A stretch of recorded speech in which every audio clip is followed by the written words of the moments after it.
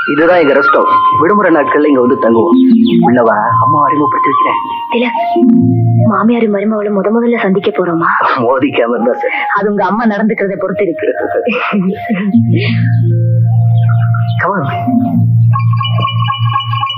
கவிதா, பேர் ரொம்ப நல்லா இருக்கு. ஆமா, கல்யாணத்தையமா தள்ளி போட்டுக்கிட்டே இருக்க. உங்க புள்ளைய என்னமோ விரும்பிட்டேன், ஆனா கல்யாணம் பண்ணிக்க மனசு வரல. ஏன்? படிப்பு இல்லையா, அழகு இல்லையா? என் பிள்ளைக்கு என்ன இல்ல? பொறுமை இல்ல. நான் சம்பாதிச்சு என் குடும்பத்துக்கு செய்ய வேண்டிய கடமைகளை செய்து முடிச்ச பிறகுதான் கல்யாணங்கிற தீர்மானத்தோட இருக்கேன். கல்யாணத்துக்கு அப்புறம் நீ உத்தியோகத்துக்கு போய் உன் குடும்பத்தை காப்பாத்தலாமே. மருமக சம்பாதிச்சு அந்த பணம் அவ பிறந்த வீட்டுக்கு போய் சேர்றதே எந்த மாமியாரும் விரும்ப மாட்டாங்க. உங்களையும் சேர்த்துதா? அவனும் தப்பா சொல்லலாமா? உட்காருங்க. என்ன அவசரம்? அம்மா இன்னும் ஏதாவது கேட்க நினைக்கலாம். இது இன்டர்வியூவா? எனக்கு அவங்கள பிடிச்சு போச்சு, அவங்களுக்கும் என்ன பிடிச்சிருக்குன்னு நினைக்கிறேன். போலாம்.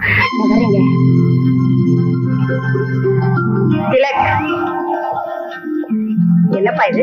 கொஞ்சம் கூட மரியாதையே இல்லாம ஏகவசல பேசுற. கல்யாணத்துக்கு முன்னாலேயே இவ்வளவு கர்வம் படுத்தவளா இருக்காளே. கல்யாணத்துக்கு முன்னால கர்வமா இருக்கலாம், கர்ப்பமா தான் இருக்க கூடாது. ஏன்பா இவ்வளவு நெருப்பா இருக்காளே, இவ்வளவு கல்யாணம் பண்ணிக்க போற?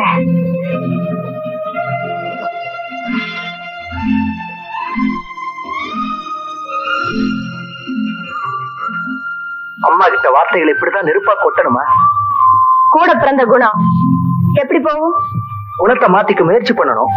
உனக்குன்னு ஆசைகள் இருந்தா அந்த ஆசைகள் நிறைவேறணும்னு எண்ணம் இருந்தா. வாய் பேசுற வார்த்தைகளை தான் பெருசா எடுத்துக்கிறாங்களே தவிர என் மனசை யாருமே புரிஞ்சுக்கிறது இல்ல.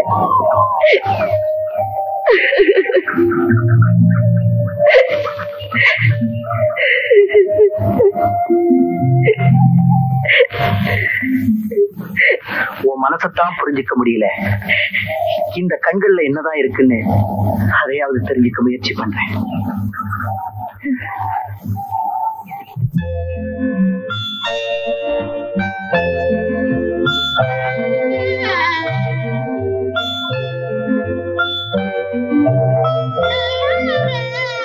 கண்ணிலே என்ன உண்டு கண்கள் தான் அறியும். கண்ணிலே என்ன உண்டு கண்கள் தான் அறியும். கையிலே ஈரம் உண்டு கண்கள் அறியும். கையிலே ஈரம் உண்டு கண்கள்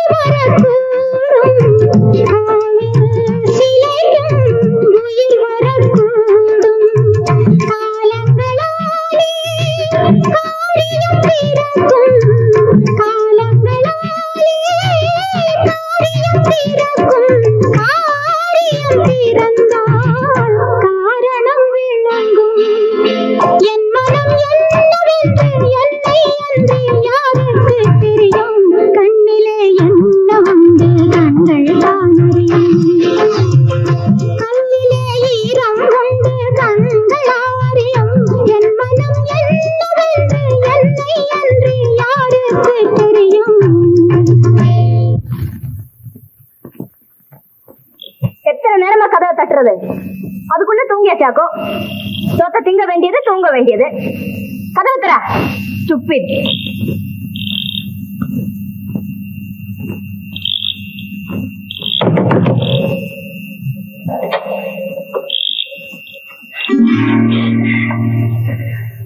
கோபாலா கதவை தட்டினா திறக்க மாட்டேங்கன்னுதான் கவிதாவா தட்டினேன்.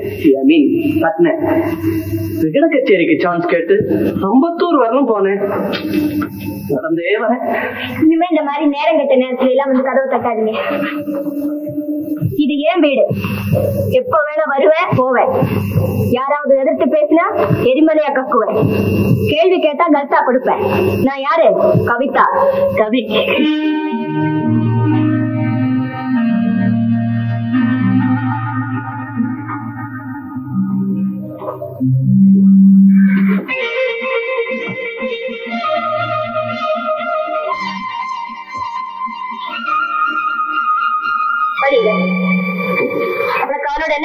மன்னிக்க வேண்டுகிறேன், என்னை மன்னிக்க வேண்டுகிறேன், என்னை மன்னிக்க வேண்டுகிறேன், மன்னிக்க வேண்டுகிறேன்.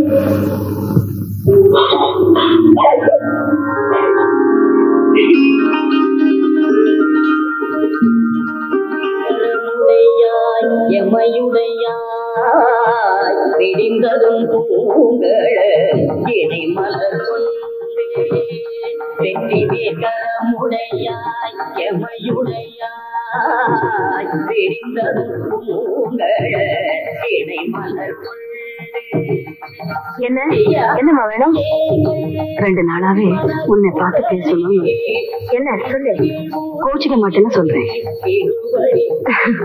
இல்ல சொல்லு. 500 ரூபாய் பணம் வேணுமா? 500 ரூபாயா? எதுக்கு? சிதம்பரம் வரைக்கும் போகணும். சாமி தரிசனமா? இத இருக்காரே சாமி. அங்கே ஒரு சித்தர் மை வச்சு பார்த்து ஜோசியம் சொல்றாராம்.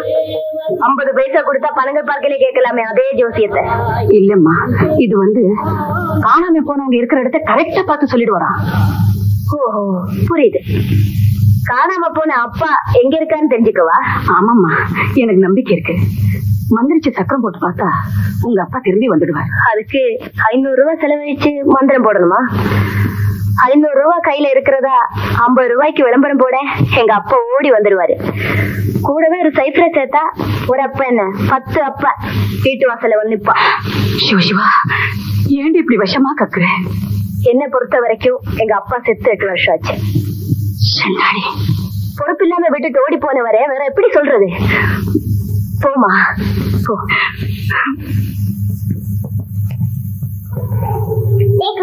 ராட்சசியும் எப்படி ஆயிட்டு நான் ஏற்று சரியா பாறேன்.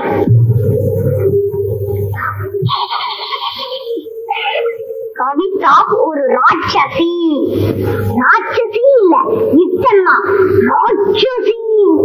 கவிதா ஒரு ராட்சசி.